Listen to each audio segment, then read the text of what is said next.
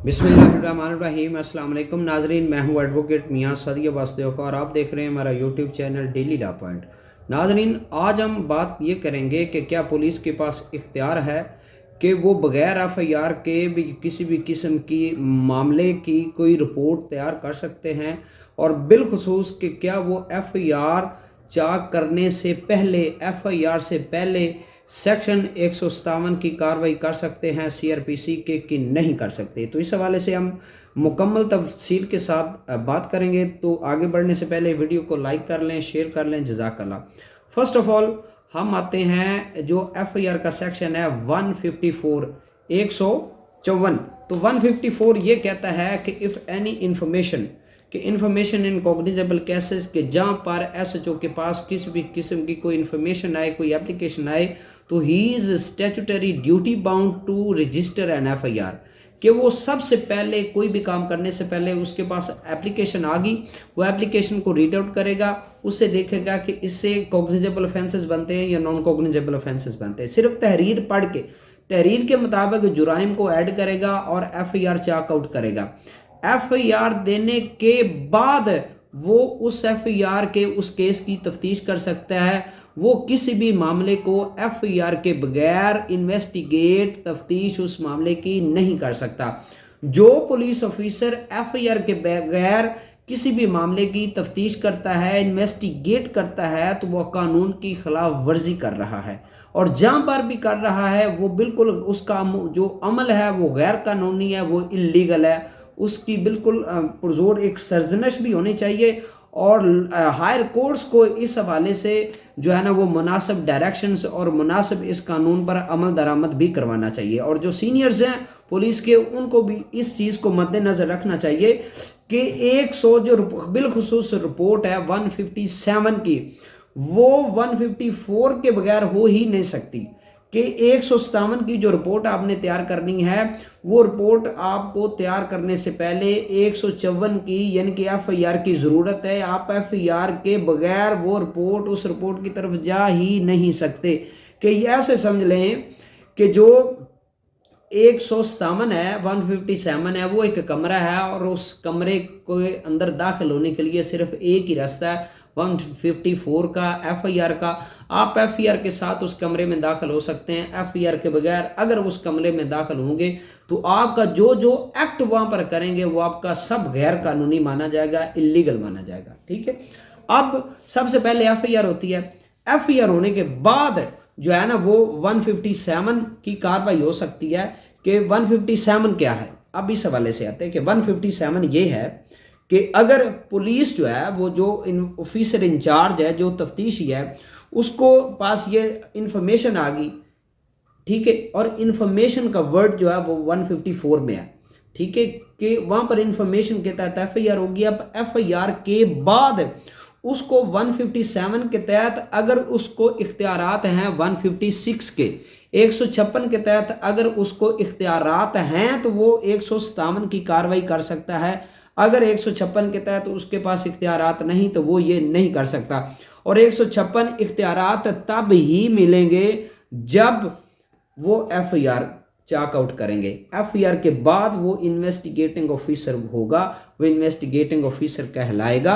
वहां पर ये लिखा है कि any officer in-charge of a police station may without the order of magistrate investigate any cognizable case. कि वो काबिले दस्तंदाजी जो जुर्म है उसको इन्वेस्टिगेट कर सकता है, लेकिन इस सूरत में कि अगर एफआईआर हो। अब आते हैं 157 की कार्रवाई। जो 157 की कार्रवाई है वो अगर उसके पास ये सस्पेक्ट है कि खदशा है कि ऐसा कॉग्निजेबल ऑफेंस मेड आउट हुआ है और इसकी मामलात के लिए इसकी जांच पड़ताल या इसकी इन्वेस्टिगेशन होनी है, तो वो उसकी जो है ना वो इन्वेस्टिगेशन करता है और वो मौके पर जाता है। मौके पर जाने के बाद वो सारे मामलात करता है जो भी इन्वेस्टिगेशन के लिए ज़रूरी हैं, ठीक है। और उसके बाद जो ऑफेंडर्स हैं, जो अक्यूज़ हैं, उनके अरेस्ट के लिए भी तगदो करता है। लेकिन आगे जो 157A और 157B है, ठीक है, और 157 ये कहता है कि अगर जो इन्फॉर्मेशन है, जो एफआईआर है, वो जो इन्फॉर्मेशन या एफआईआर है वो अगर नॉर्मल ऑफेंसेस की हैं, कोई सीरियस नेचर का नहीं है, तो जो पुलिस ऑफिसर है वो ड्यूटी बाउंड नहीं है कि वो फौरी तौर पर वहाँ पर जाए, वकूफ़ा पर जाए और इन्वेस्टिगेट मामला को करे। वो बाद में भी जा सकता है, उसको फौरी एक्शन लेने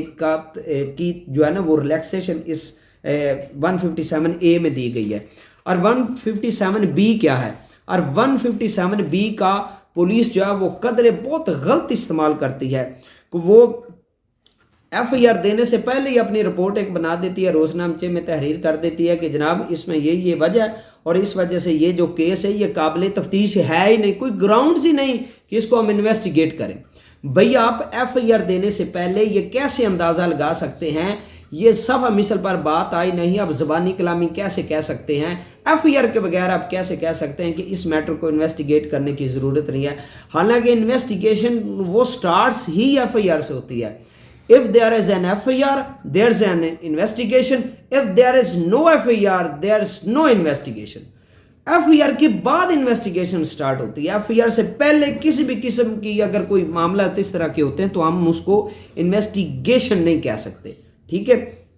वो मम्मी रिपोर्ट बना दी जाती है, ठीक है, लेकिन ये बिल्कुल गैर कानूनी है कि आपने सबसे पहले FIR देनी है। FIR देने के बाद ड्यूटी बाउंड है, ये स्टैट्यूटरी, ये ज़ाब्ते के तहत SHO पर ये ड्यूटी है कि वो पहले FIR दे, FIR के बाद वो कार्रवाई करे, ठीक है। और ये जो 157 के तहत रिपोर्ट होनी है ये जानिबी मजिस्ट्रेट के पास है और मजिस्ट्रेट के पास अमूमन सेंड भी नहीं होती।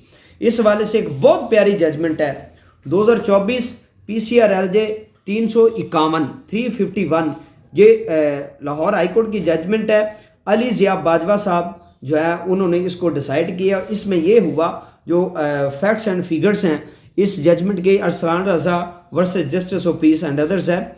इसमें यह हुआ कि बंदे ने अपनी 22AB की पिटीशन फाइल कर दी और 22AB की पिटीशन में जब कंसर्न पुलिस डिपार्टमेंट से कमेंट्स मंगवाए गए तो उन्होंने 157 की जो रिपोर्ट वो सबमिट कर दी कि जनाब इस केस में कोई ग्राउंड्स ही नहीं है इस मामले को इन्वेस्टिगेट करने के लिए। तो जो जस्टिस ऑफ पीस हैं, जो फाजिल जज साहब हैं, एडिशनल सेशन जज साहब, उन्होंने उस बेस पर उनकी पिटीशन खारिज फरमा दी। उसके बाद वो बंदा इस केस को लेकर चला गया हाई कोर्ट में। हाई कोर्ट में उसने डायरेक्शन के लिए रिट फाइल कर दी।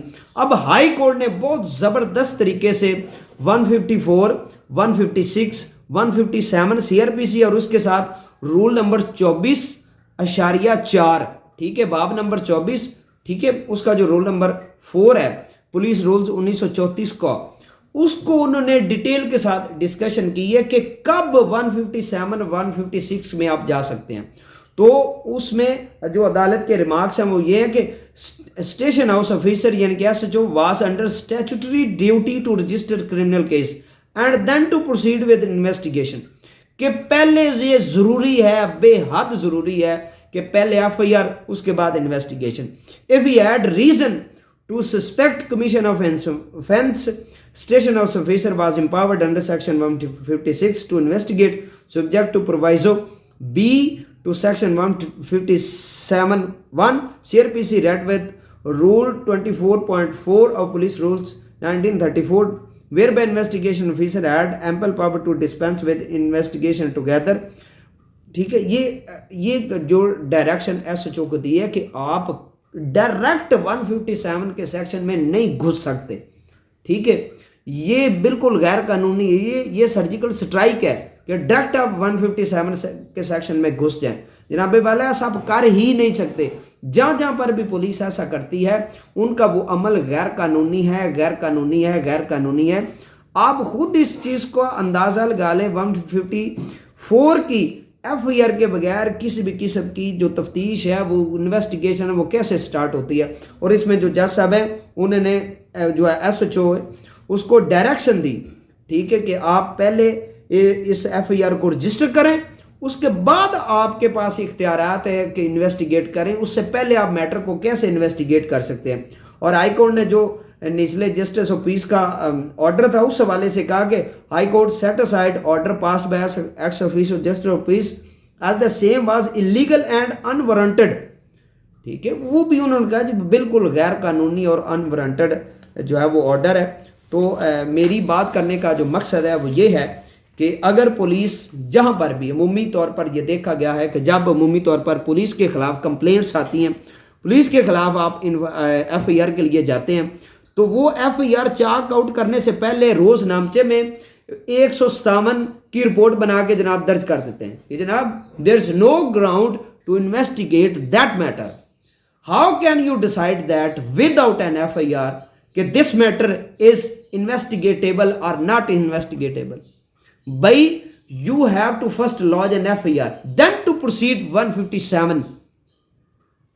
अगर आप 154 के तहत जाते ही नहीं, आप FIR देते ही नहीं, तो जनाब आपका इस जो है वो ममनुआ सेक्शन में क्या काम है? आप इस ये ममनुआ सेक्शन है, फिर आप 157 के सेक्शन की तरफ जा ही नहीं सकते, इसकी तरफ देख ही नहीं सकते अगर आपके हाथ में FIR नहीं है। FIR होगी तो आप ये कार्रवाई कर सकते हैं, आपके पास अब इख्तियारात अपनी पर रीजंस दे सकते हैं कि ये ग्राउंड्स हैं जी, ठीक है, उसके बाद मामला होंगे, लेकिन FIR से पहले नहीं, FIR के बाद। उम्मीद है आपको वीडियो पसंद आई होगी। चैनल को लाइक करें, शेयर करें, दुआ में याद रखिएगा। अल्लाह हाफिज़।